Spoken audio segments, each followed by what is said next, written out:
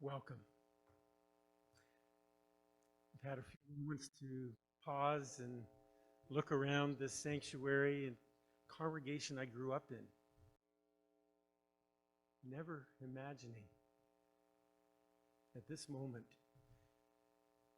would happen where I'm presiding over this service of memory of Dar Shepherdson. I'm Carrie Richards. As I look around, faces are all familiar, so probably no need to introduce myself, but thank you for being here. Dar Shepherdson was my brother-in-law, my friend, and colleague in ministry.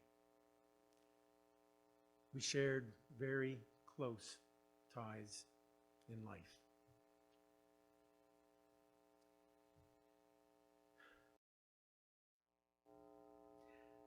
How wonderful to acknowledge the span of participants today here in person and online from all across Canada and beyond.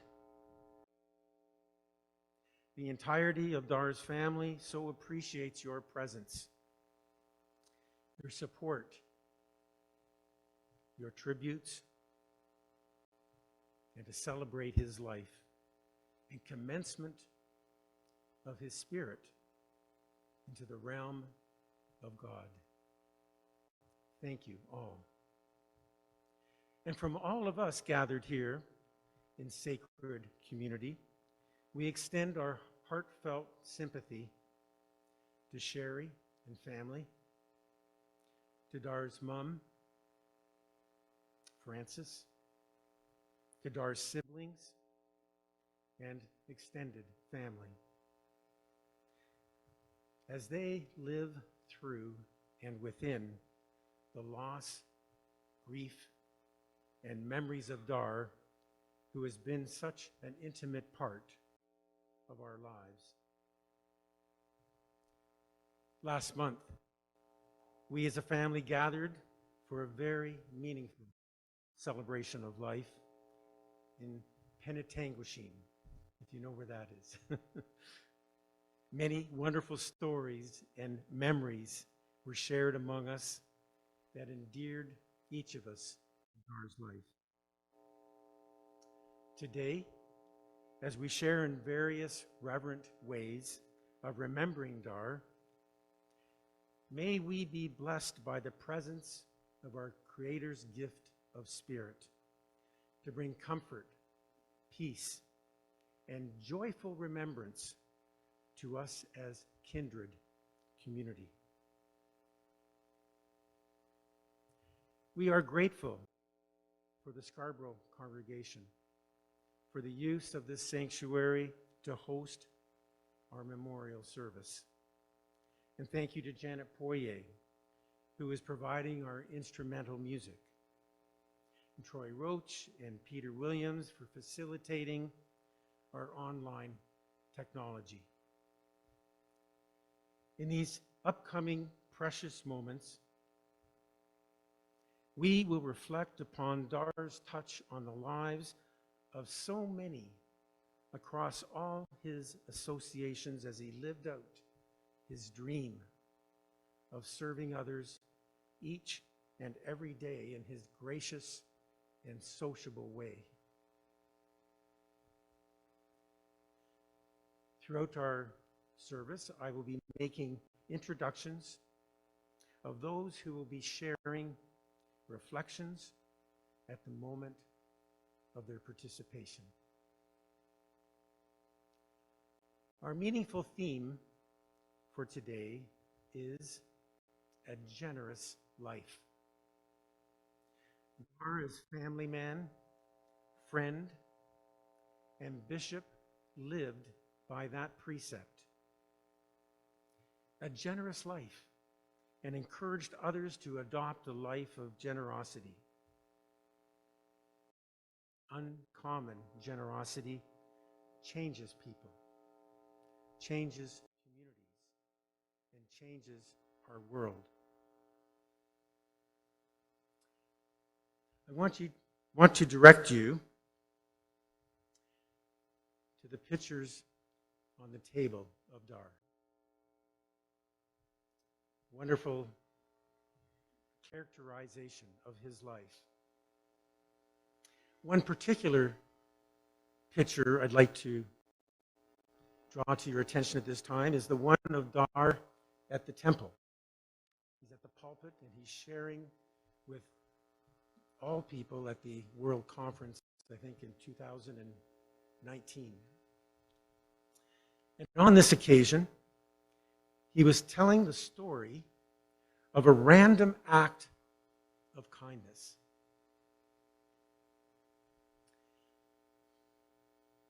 That he lived out himself in giving and receiving almost simultaneously.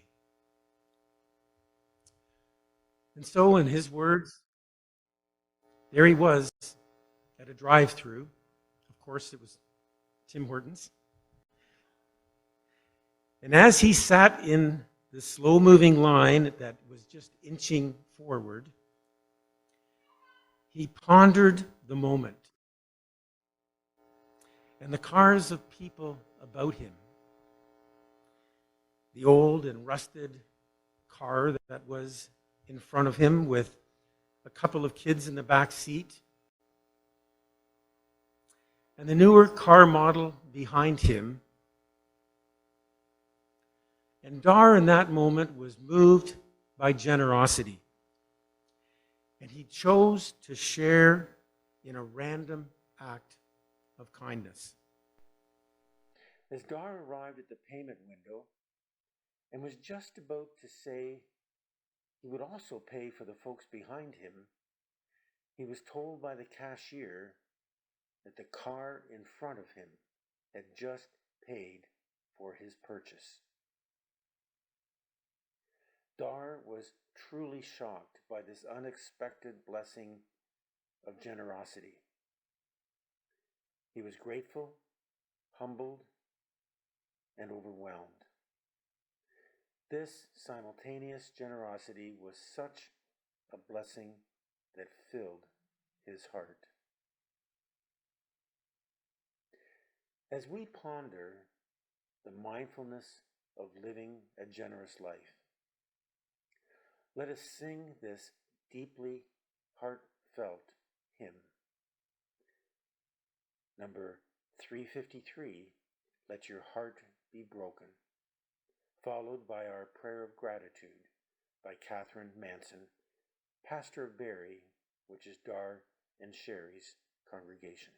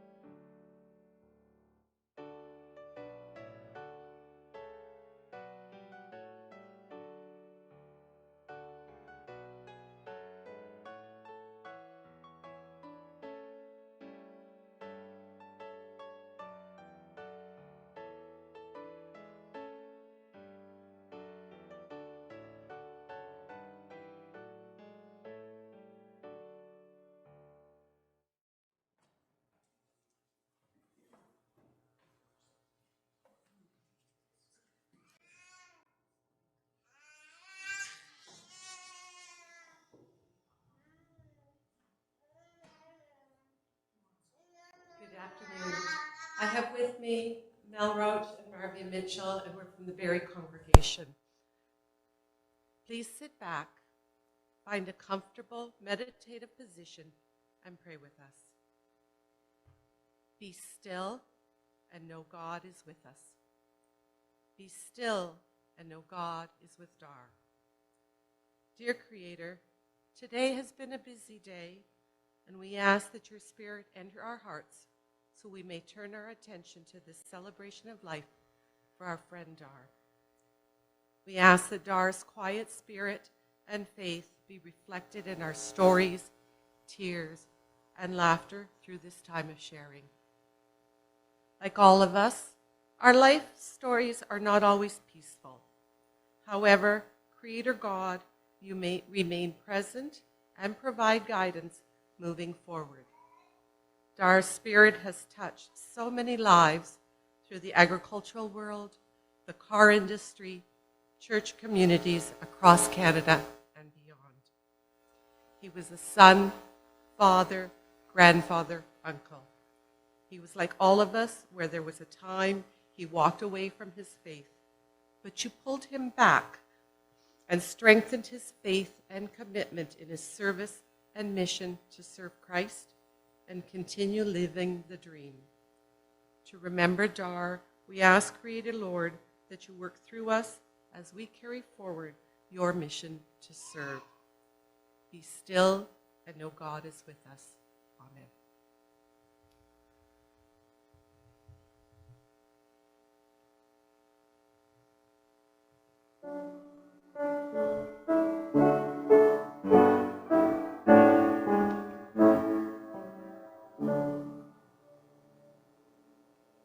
I'm thankful for the presence of Scarborough congregation in their sharing. Janet, Jim also from the Barrie congregation are with us to share today.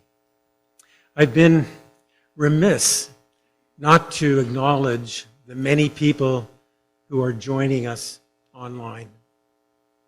Thank you for being with us from Western Canada, from the East, from the U.S.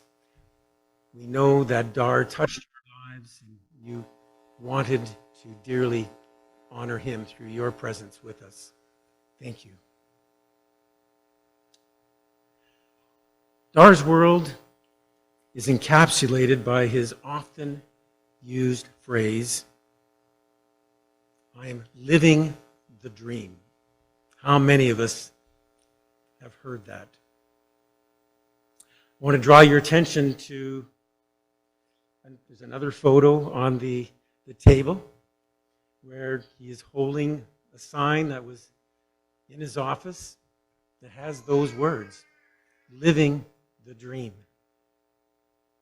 The dream was comprised of Sherry, his kids, his grandchildren, great-grandchildren, home, faith, and church. And I'm not finished.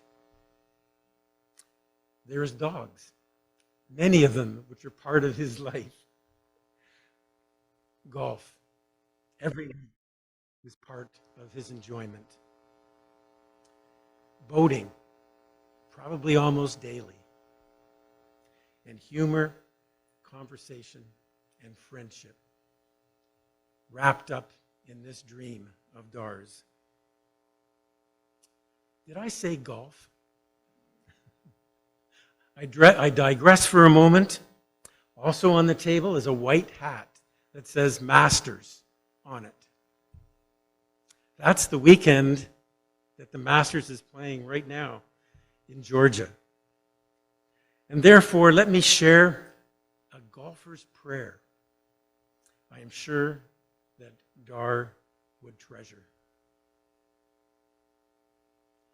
Lord, for the patience I have found in sand and rough, for the excitement of making shots thought tough, for success not measured in holes in one, but by the times that are shared, for having fun with friends. I am grateful. Amen. That prayer is totally Dar. We are privileged to have with us Dar's son, Joe Shepherdson. And Joe will share with us his reflections and also will read,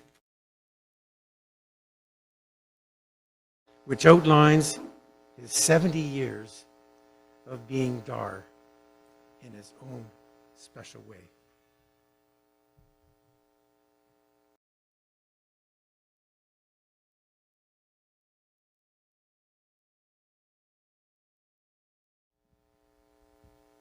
So I'm just going to share a few stories from my youth with my dad.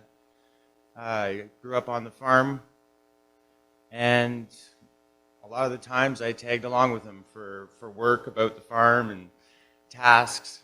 And I was a mischievous kid, so I was getting into some trouble on the farm there. Always found myself in a tight spot. And my dad was always there to pull me out. There was the time I fell into the bullpen, and he happened to be just a few feet away. And he grabbed me by the scruff of my shirt, and he lifted me up into the hay trough. I fell one time playing in to the Bay Hills, face first in the snow, and within a couple seconds, there was an arm to grab me and pull me out. He was a patient man and a kind man, and you'd have to be patient to be putting up with me at that age. But I'm going to miss my dad very much. And we had many talks on drives, always interesting, always funny laughs. He always said something new to share with me that was interesting that I enjoyed. We had many good talks, and I'm going to miss him very much, and I love him very much. That's all I have to share for that. Darwood Morley Shepherdson, born July 1st, 1953, till March 2nd, 2024. Peacefully and surrounded by family, Darwood passed away on March 2nd, 2024, at the age of 70, with multiple health challenges, particularly in his last months. He was born July 1st, 1953 in Liskeard, Ontario. The oldest son of Morley and Frances Shepherdson, he attended Dymond Public School, New Liskeard Secondary School, and graduated from the New Liskeard College of Agricultural Technology. He then entered into a partnership with his dad, Morley, at Sunny Ridge Farms for 19 years, where they raised Charolais and Simmental cattle. When he left the farm, he went back to school at Georgian College. After graduating with a business degree, he worked at Honda in Alliston for 19 years. He then retired in 2014, but not for long, as he then worked for Community of Christ as Bishop of Canada until his death. Dar always cared about and contributed to the communities he was part of.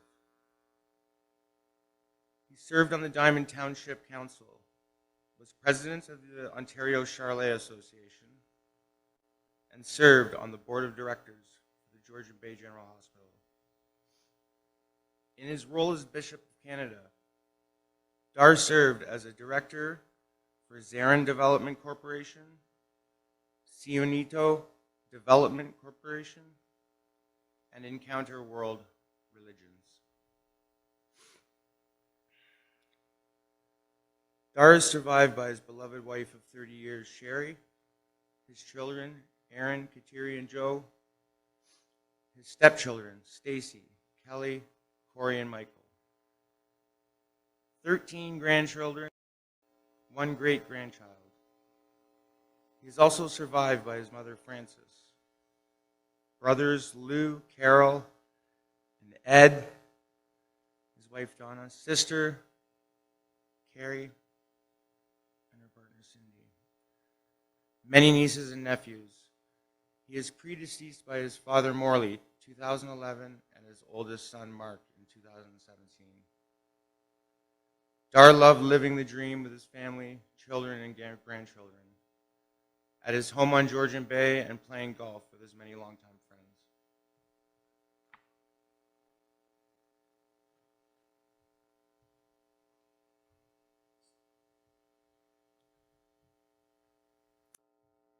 Thank you, Joe. Getting to know Joe, I'm seeing that he's every bit his father's son, with his wit, his charm, and his storytelling. Let us now hear more of Dar's life story from his brother Lou, who will open up for us Dar's early and continuing years of life. Lou, thank you.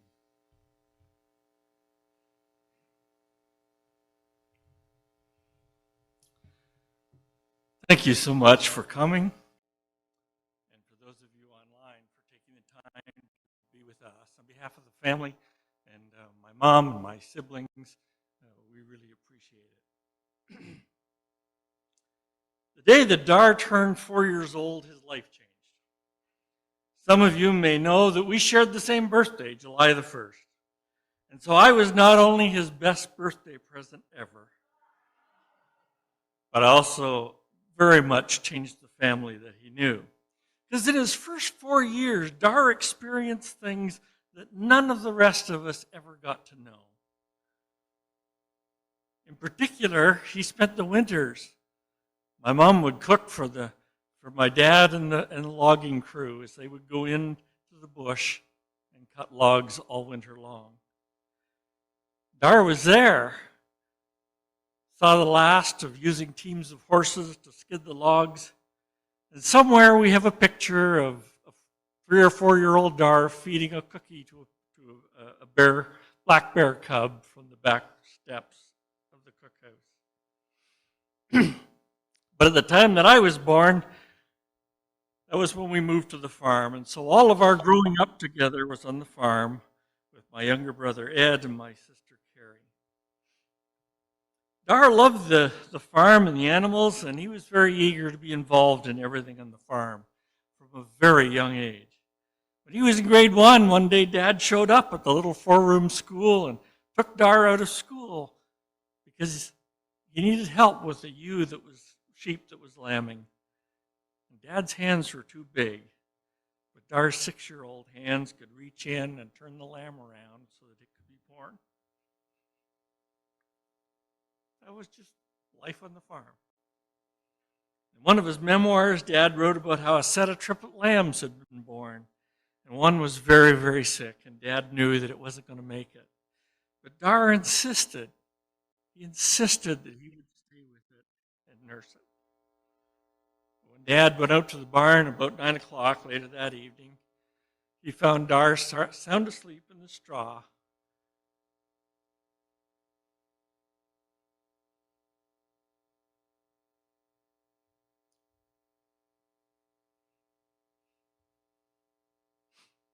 With a dead lamb in his arms. He had his own animals too, and one morning Dad came down to breakfast and found a very official-looking certificate on his breakfast plate, authorizing him to buy a colt for Dar so that he would have a horse to ride. And over the years, he probably had 4 or 5 horses. He bought other animals too. One time he bought a pair of piglets that he was going to raise, and he said he was going to call one Ben, and Dad pointed out to him that it was actually a female. So Dar said, well, I'll call it Ben-Hur.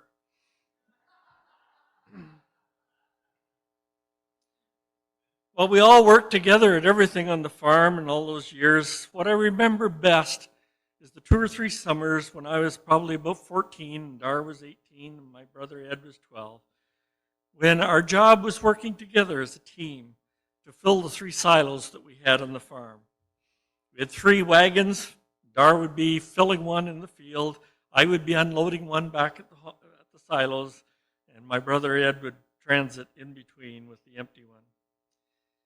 From 8 or 9 in the morning, whenever the dew lifted until as late as we could go, we would work together. The goal was 20 loads a day, 120 loads per silo, and 3 silos to fill. It was a big part of our summers, and I remember those fondly. His last year, I think it was just 1 year, maybe it was 2 years in high school, Dar played football. I think he was a center or a lineman somewhere. And my brother Ed recalled one time when those skills were very handy. It was the end of the winter, and in the one feeding corral that we had was a very big puddle. It was actually a good-sized pond.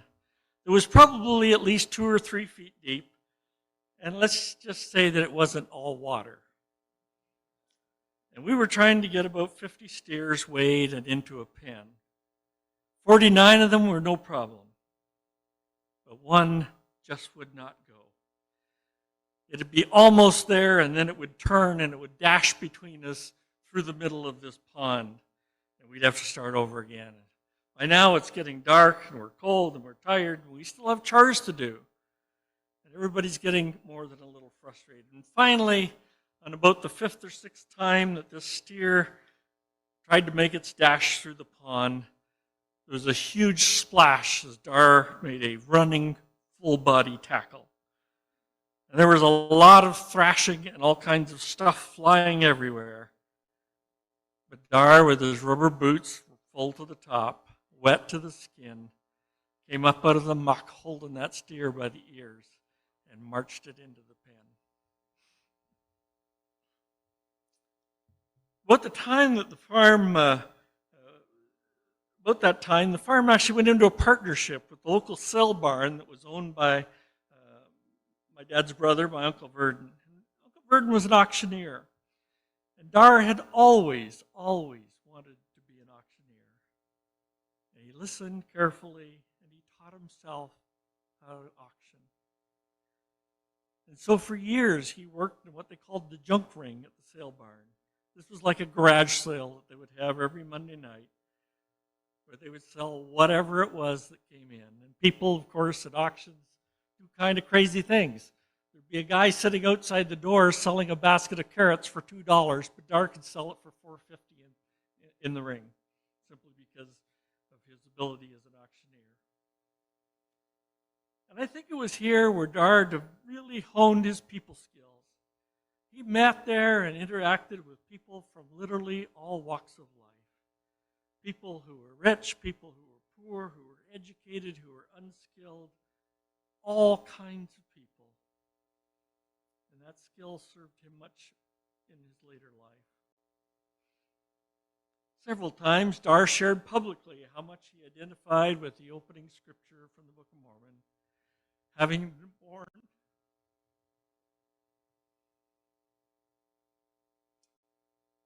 born of goodly parents.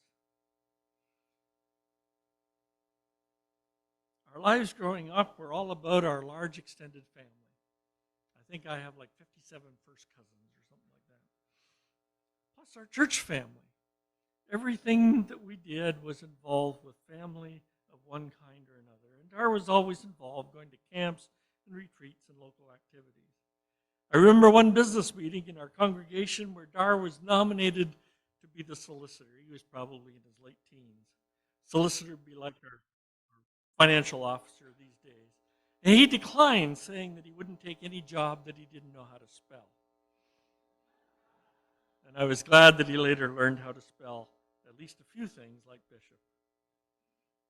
In his 20s, Dar was the counselor to the pastor in the Liskeard congregation. And Doug Bolger, who was the pastor, relates the story that one Monday night they had a pastor's meeting at the church. But Dar missed it on the calendar and went golfing instead. And at church the next week, when Doug introduced Dar as the speaker for that morning, he was gently teasing him about having missed the pastor's meeting. And so Dar went to the pulpit and said that he was just following the scriptures found in Matthew 29 that states that the disciples smote their clubs upon the ground. And even funnier was that one of the other priesthood members went home and tried to find that scripture in the non-existent 29th chapter of Matthew.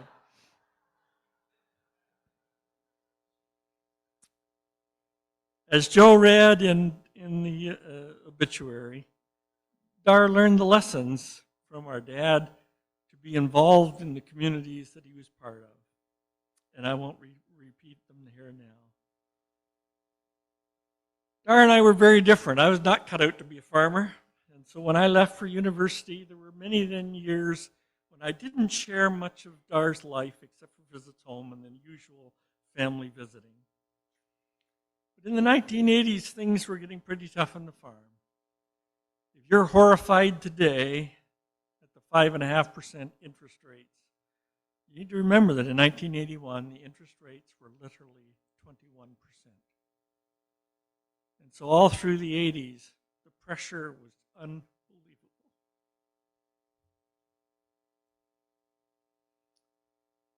And the stresses just kept piling up on everyone. The farm finances were being squeezed so hard. The breakup of his first marriage and a few other things that were happening in his life, Dar finally reached a breaking point. He and Dad had a conversation and decided they'd have to live to be 150 to pay all their debts. And so that was when he chose to take a different path. And unhappy things happen to all of us in our lives. Some we have no control over, some because of choices others make, and some because of our own choices. And so it's not what happens to us, but how we choose to respond that says a lot about who we are. And this was the time when Dar showed his resilience. He left the farm late 30s, almost 40, and went back to Georgian College in Barrie, which ultimately led to his job at Honda. And it was then, in the pivotal event, in the second half of his life, was when he reconnected with Sherry. I asked them both in the last little while, and neither could explain just why it was that he called her that night. But that phone call made all the difference in Dar's life. Dar didn't always appreciate some of the gifts that he had. And one of his gifts, of course, was his sense of humor that came through even when things were going really tough. The time when he was back at college, he once came to visit us in Ottawa, and he met me at my office, and I introduced him to my boss, who just asked what he was doing. And Dar instantly replied, archaeology. And there was this exquisite pause, and then he went on, he said, my career is in ruins.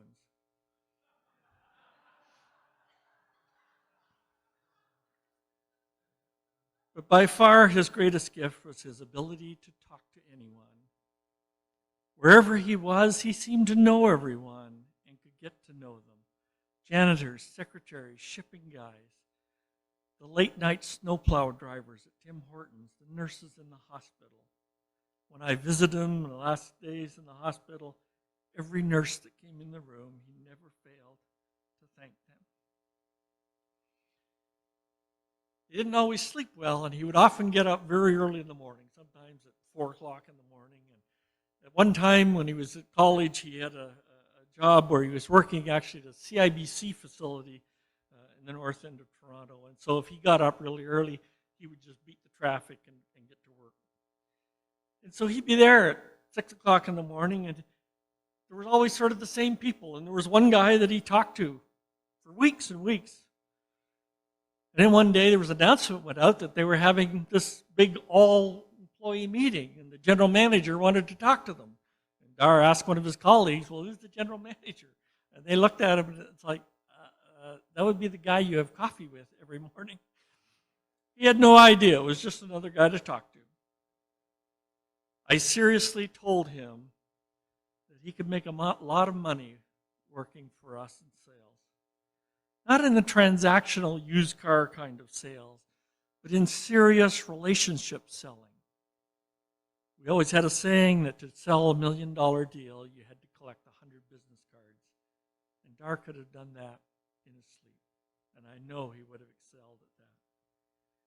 And he talked to people more than just what he was working on or budgets and work tasks, but became close friends with several of the people that he worked at Honda, and that he talked about important things and life things and how intrigued they were when he went to work for the church. As I said, after I left home, Dar and I didn't spend a lot of time together other than the usual family events over the next 40 years.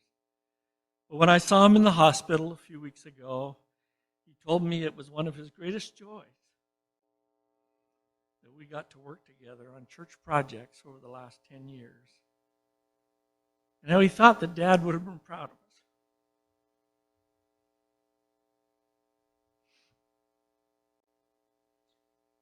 And I assured him, first, that I shared that same joy of getting to work together, as well as assuring him of how ridiculously proud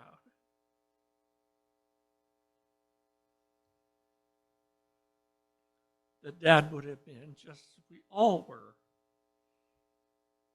proud of the work that he was doing and the giving back to his community. And he smiled at me and he told me again, as he had said to me many times before, that he couldn't have accomplished anything in this job without the competence, the dedication, and the smarts of Heather and their working relationship that he valued so much.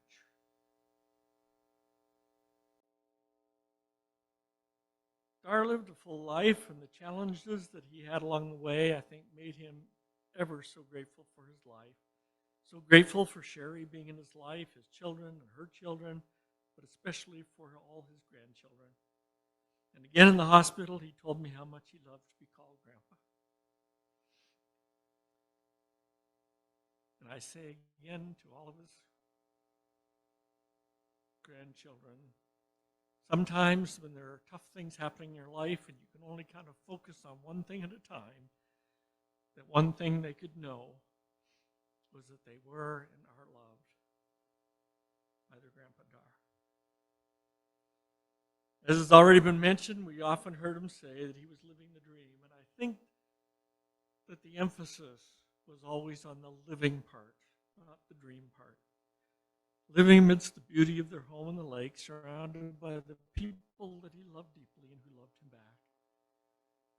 And so every time I read or hear the phrase, living the dream, and every year when my birthday rolls around, I will remember the blessing that my brother Dar was in my life and in the lives of so many others that he loved and served.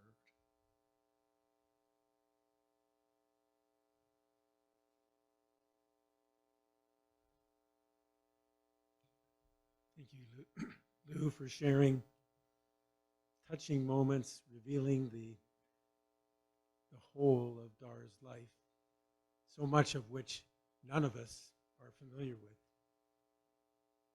Such a blessing to have had him in all the dimensions of his life. Thank you.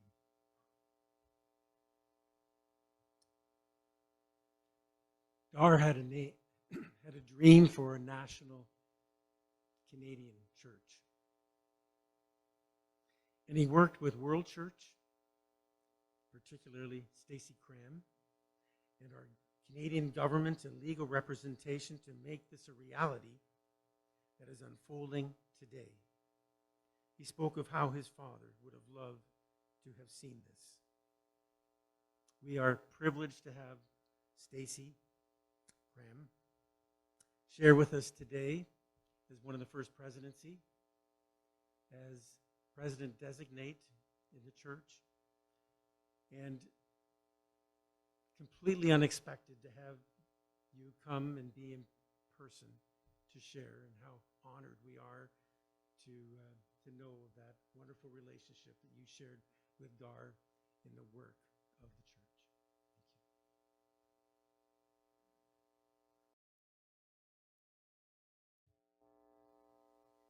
When the announcement first went out that today would be online, I immediately registered to participate on Zoom.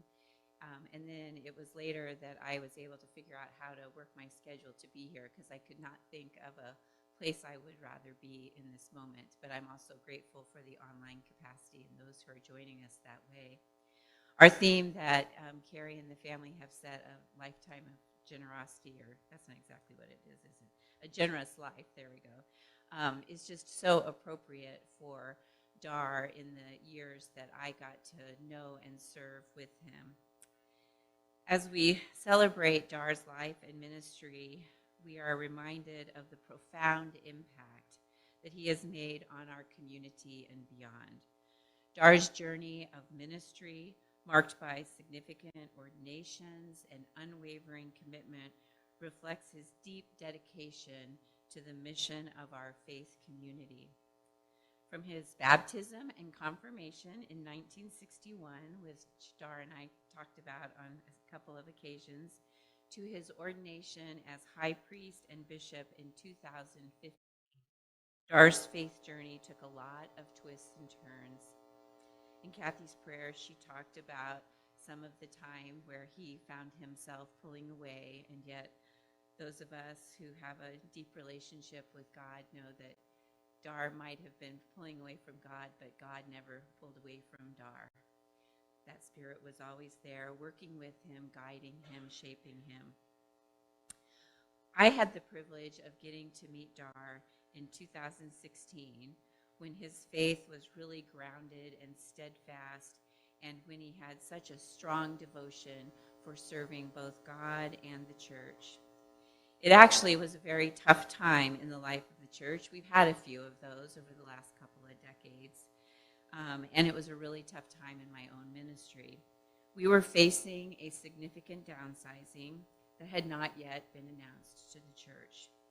Dar was heading into a planning meeting with Art Smith when he sent me an email, and he said, what do I need to know as we start to plan for the future?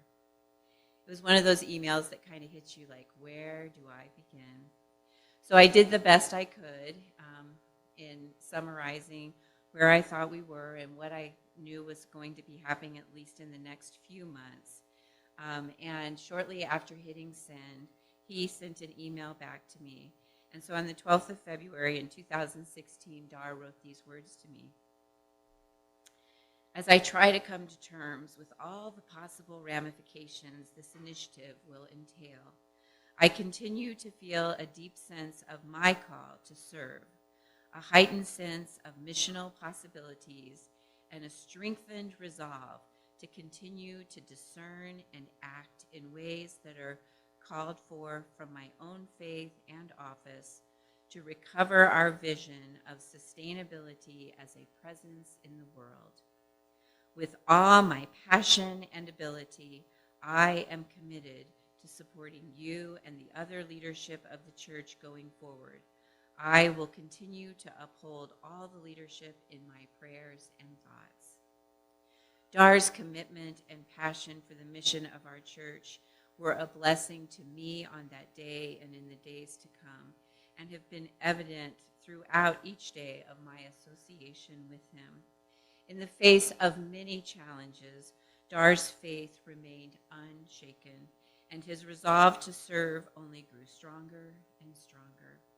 His unwavering dedication to discerning and acting in accordance with his faith and the church's identity, mission, message, and beliefs has inspired all of us to live Christ's mission in generous and tangible ways, and calls us to make an impact in the world. Beyond his official duties and responsibilities, Dar's pastoral support and care for me and others have touched the lives of so many. As I scanned through my emails, kind of a walk down memory lane, looking at all of the various exchanges that I had through the year with Dar, I was amazed at the number of times that Dar sent encouraging emails. Usually Lou went around 4 p.m. and everyone else was still sleeping. One example of this, although there were many, simply said, "Good morning, Stacy. My prayers and thoughts are with you and your team as you work your way through this week's meetings, Dar." His prayers and thoughts and words of encouragement have been a source of comfort and strength to me and so many others who have been facing difficulties and challenges. Whether in times of joy or sorrow, Dar has been a faithful disciple, a companion and friend, always ready to offer his support and love. And who could forget Dar's famous response, which has been said so many times already today, and I'm sure we will hear several more times before this service is over. If asked how he was doing, Dar never failed to say that he was living, and I agree with Lou, always the emphasis on living the dream. These words not only reflect Dar's positive outlook on life, but also his profound faith in God's plan and purpose for him. It also expressed his deep gratitude for his family, his friends, his colleagues, all of you. With those people around him, life really was worth living. As we honor Dar's life and ministry, let us give thanks for the generous ways he enriched our lives and our community. May his legacy of faith, commitment, vision, and love continue to inspire us as we strive to follow in his footsteps of service and devotion. In gratitude and celebration, I recognize that Dar's story is forever woven into my story and into our stories. I smile at the idea that Dar really is living the dream now in ways that we can only imagine. Thank you, Dar.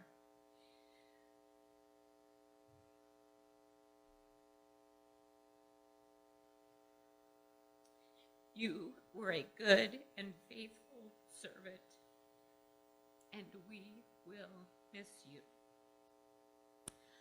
But we will continue to live the dream and invite others to do the same as we proclaim Jesus Christ and promote communities of joy, hope, love, and peace.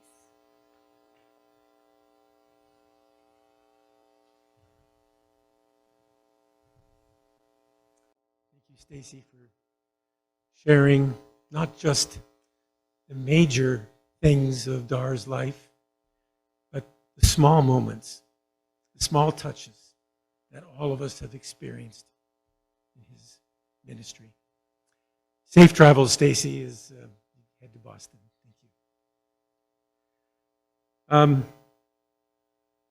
Jim Poirier, our former Bishop of Canada and dear friend of Dar's, is honored to share his reflections of their common endeavors and friendship. Jim.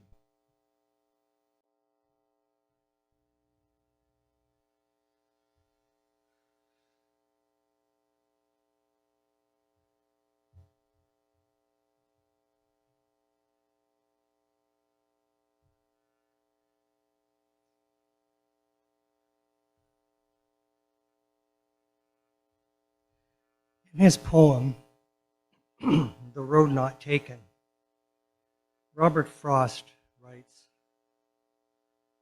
I shall be telling this with a sigh. Somewhere ages and ages hence, two roads diverged in a wood, and I took the one less traveled by, and that has made all the difference. The author speaks of two roads, both equally relevant. The destination is not as important as the decisions that one makes along the road that makes a difference in the lives of others. Oftentimes, the most impactful decisions are those less obvious and more difficult to walk. When Dar retired after a successful career at Honda, he could have chosen the road that many follow in retirement. A life of relaxation on the lake, and no one could have denied him that right. But Dar chose a different path. He chose a path of service as Bishop of Canada. Who in the world would want to be the Bishop of Canada? It's not the easiest path, for sure. It would demand a lot of him and a lot of his family. His decision came from a dream instilled in him at a very early age by a loving family and an equally loving faith community. He did it because of his love of the church and his love for the people. And for him, what a better time to do it than in his retirement years. It was more than a simple decision. It was a true calling. He called it living the dream. So Dar accepted the role as Mission Center Financial Officer in Canada East. I was retiring as Bishop of Canada, and the decision was made to move Dar into this road as well. Along with it came a call to the office of High Priest Bishop for Dar. President Scott Murphy and I called from our offices in Independence, Missouri to present the call. I remember the silence at the other end of the phone. Scott and I both sensed a humbleness and a sense of relief in his response. It was his time. He was ready. His lifelong dream was about to become a reality.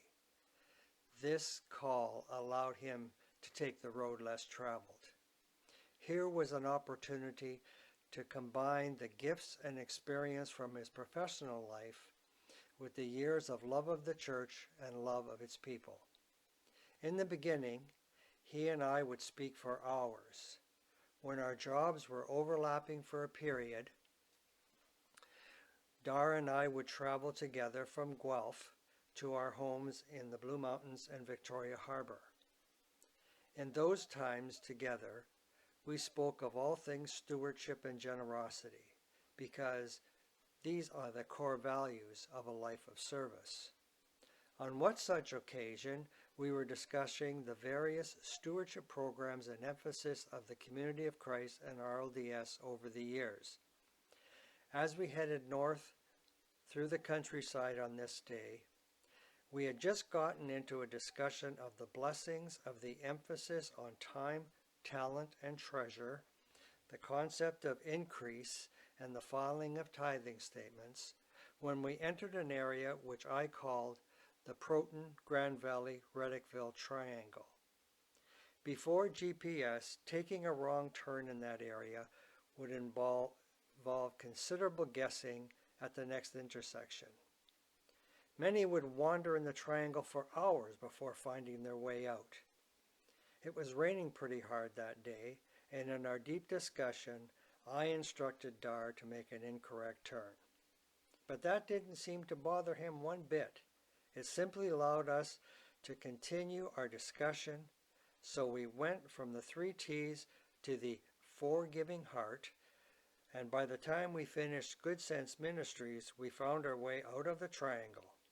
That extra time gave us opportunity to discuss the mission initiatives and their connection to the 6 principles of generosity. We turned into my drive after having discussed our interpretations of giving to one's true capacity. For the outgoing and incoming bishops of Canada, taking that road less traveled on that rainy day was truly a blessing. As Dar settled into his new role, we spoke less frequently, only at times when he needed an understanding friend, a role which I happily accepted. And when we talked, we shared our favorite generosity scriptures. One from Acts 2, a scripture that went to the core of the testimony of Community of Christ, for it describes a community of generosity and love. I will read it now. Awe came upon everyone because many wonders and signs were being done through the apostles. All who believed were together and had all things in common, and they would sell their possessions and goods and distribute the proceeds to all as had need. Day by day, as they spent much time together in the temple, they broke bread in homes. They ate their food with glad and generous hearts, praising God and having the goodwill of all the people. And day by day, the Lord added to their number those who were being saved. This description describes a vision of what this community could become if it shared generously with the goodwill of people at heart. This was the life that Dar dedicated his service to, a life that envisioned a road well traveled, with companions generously joining in the journey. You see, living the dream included each one of us. I was blessed to have traveled with Dar. We have been blessed to have traveled with Dar. As you, I will never be the same, because his dream can be ours. His dream is an old path, well traveled, with friends made new. Thank you, Jim. Your heartfelt words and joint ministry stories have meant so much. Sam Smalden, here today from Calgary, has transitioned into the role of Associate Bishop of Canada. He and Dar have coalesced together on Canadian financial affairs for many years. And on most Wednesdays, he's typically already been up and done half a day's work. So when he would join the Zoom call, which by itself was a bit of a logistics thing, because my morning at 7 a.m. after having maybe a coffee, if I'm lucky, to be a little bit alert, would say, "Good morning, Dar, how are you?" He would be silent. Dar, are you there? Can you hear me? And be silent. So then I'd resort to my secondary method of sending him an email and say, Dar, are we going to have a call this morning? And it would come back and say, yeah, I'm on the call, where are you? And so it would be, Dar, where are you? Well, I'm on Teams. Well, I'm on Zoom. So I guess we're not in the same place. So once we got that sorted out, Dar would appear in the virtual world on the screen and oftentimes have his coat on and his baseball cap. And I just got back, he said. Time for the meeting. Well, what were you doing? Well, I was walking the dogs. I went out to the boat to make sure it was okay. But he had done work and he had gone and done a few errands and certainly got out. And we would get around to business. And on behalf of being in Western Canada, I think one of the things that we tried to do is say, well, for you and how's it going for me? And we would talk about congregations, we would talk about camps, we would talk about the mission centers. And basically my role was as MCFO for Canada West Mission and also helping him with his shared service model and also helping him with some government support at the Canadian board level. And so we would talk business, and when he had got around to, after reviewing my items on the agenda, he'd have his items, and the phrase I sort of echoes in my head that I remember him saying is he would start off with, well, what do you think? And it wasn't sort of to say, I have a situation and I need to do something, whatever. It was, well, what do you think? And picking my brain, but it was kind of, that was sort of his style. And we would talk about other things as well, because with his baseball cap on and with his coat on, it's like, are you here to stay? Are you sort of in between things? Well, I'm kind of in between things. What to go do? Well, you know, on his list was golfing. Done a half day's work already, so it was called for. And boating, as I mentioned, and I was a canoe person, and he was more of a motorboat guy, I guess.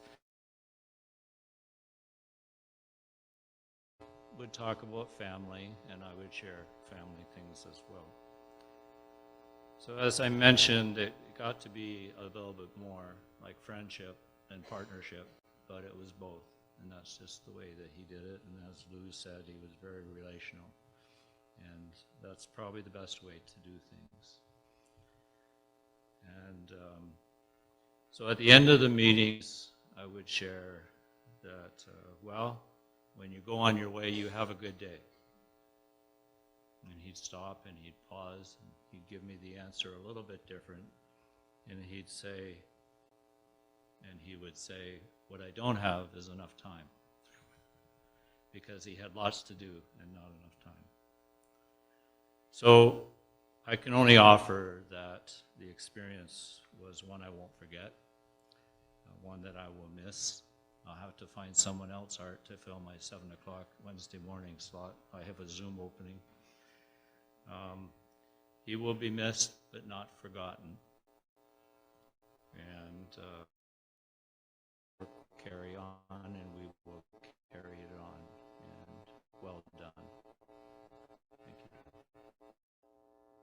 Our apostle of Canada, Smith, knows Dar as a dear friend, and for Dar's Canadian vision, his ministry, and their personal relationship. So yes, living the dream. I don't know how many times Dar said that to me. As far as I remember, he's the first person who really introduced me to that. I've now discovered that, you know, there are plaques and signs and pens and all sorts of things all over the place in every shop. But in my mind, Dar will always be the one living the dream. I have lost track of how many times he told me that. As Barry said, Dar and I worked together in leadership with Community of Christ in Canada, had a tenacious dream of a strong, dare I say, almost sovereign Canadian church. However, the tidbit that I want to bring to this service this afternoon is to make sure you understand that Dar also was passionate about a global vision for meetings. Would often begin with Dar telling me a story of something he had been reading in one of the various agency agreements that we have in Canada to facilitate the transfer of Canadian dollars to ministries of the church in other parts of the world. And honestly, every few months at the Canadian, the board meeting of Community of Christ Canada Corporation, we would have this folder of all these agency agreement reports written by people in countries all around the world, usually in broken English, very hard to read. And I have to confess that I didn't always make it through all of those before the Canadian board meetings. But Dar would regularly pepper the beginnings of our meetings with the impact that reading some of those stories would have on him. I now find myself assigned to India and Nepal as the apostle for those places, but I first heard of Brother Vikram from Dar Shepherdson. I first heard of the sewing center in Prathipat in the beginning of March this year. I had the chance to not know a stranger. So I just want you for Dar, not just in Canada and not just in the United States, but over in India, where they have fond memories and love of Dar. Dar had he would wear, and I think he had it when we were out in Vancouver. We had this staff meeting with the Canada West staff, Canada West leadership team, community development organization, completely grassroots, run by people in the Philippines, for people in the Philippines. And Dar made friends with all those people, and he would tell me stories about Cord, and the people from the Philippines were paying attention to Dar, and were praying for him also. Dar was passionate about that strong Canadian church. But Dar also understood the importance of our global community and our interconnectedness. He was absolutely determined that we would be good managers and good stewards of not only the contributions of people to the church right now, but to the gifts that have been given to the church in generations past that reside in buildings that we have and assets that we have all over the church. And he was determined that we would use every asset that we have to build up the church in Canada. Thank you, Art, for sharing the expanse of Dar's impact across the globe. Now, I'm not quite sure how this next part will unfold. Chris Judd is going to be sharing with us from her home in Iowa. I wish I could be with you in the congregation, sitting among you. I have heard the voices and the laughter and the names of his relationship, but his desire, deep desire to serve. And I remember sharing in that sacrament with Dar and Sherry in their home in the stories of other friends and fellow ministers and Lou. There's a common thread, and this was long before I knew all that much about Dar. And so, Dar, your life has been graced by the Spirit in each moment of your existence, even in your early life gave you fellowship as well as found Christ, the power of the Holy Spirit. God is aware that your faithful, dutiful, faith-filled, and loyal work. These were qualities you witnessed in the lives of your parents and leaders, and which you embody in your ministry both in and outside the walls of the church. You have been gifted with the ability to serve as a bridge between people and groups, as well as between the world of the church and the world that does not understand the church. Use your voice, your humor, your ability to connect with all people to empower understanding, compassion, and acceptance between God's children. The life that you have sacrificed in order to live this life, this dream, is one that gave you pleasure and joy for a time. But the life that you are now living is one that will bring you eternal joy and eternal joy to your family as well. Finally, be assured that you are the one for this time and that you are in the right place, used to bring blessing to God's people and loving him. He was human with flaws just like the rest of us, but he also embodied the Spirit of God in unique ways and found a way to come home.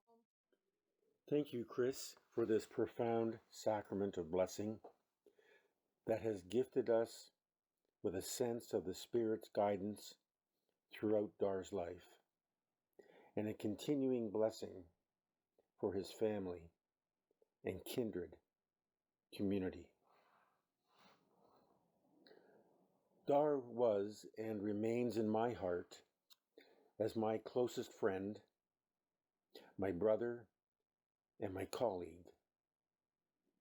That was dearly felt in the final conscious moments Shelley and I spent with him, where he, in a brief, lucid moment, graciously thanked us for being there with him. Thank you for coming and being here with Sherry and I. Earlier that day, he said, "Be my advocate. Dar, you know we are there for you and your family."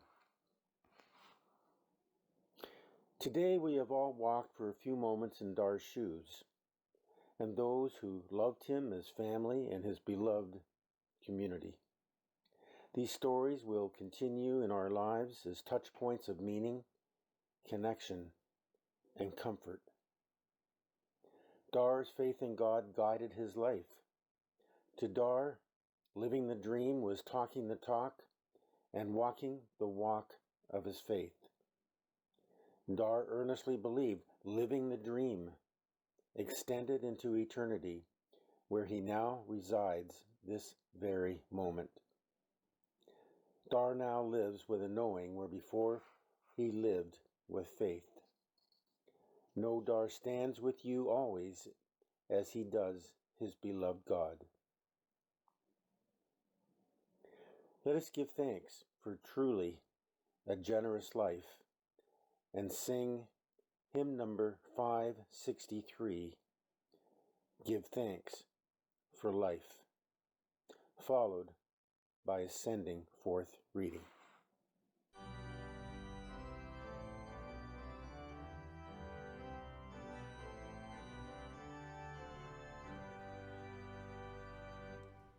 Give thanks for life, the measure of our days.